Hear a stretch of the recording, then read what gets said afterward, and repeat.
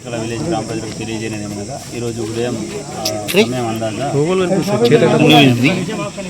సిబ్బంది వాళ్ళ విధులకు వచ్చే సమయంలో బ్యాంకులో నుంచి పొగలు వచ్చేటటువంటి దృశ్యం చూడగానే ఇమీడియట్గా వాళ్ళు ఫైర్ ఇంజన్ వాళ్ళకి డైల్ 100కి ఫోన్ చేశారు.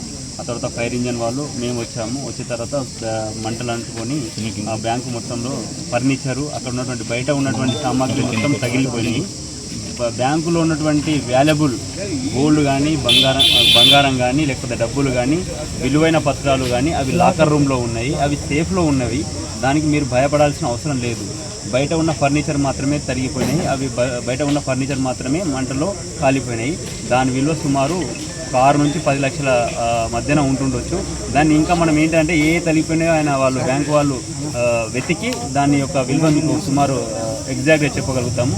ఇప్పటికైతే విలువైన వస్తువులు కానీ విలువైన డాక్యుమెంట్లు కానీ సేఫ్గా ఉన్నాయి, అది సంతోషించాల్సిన విషయం.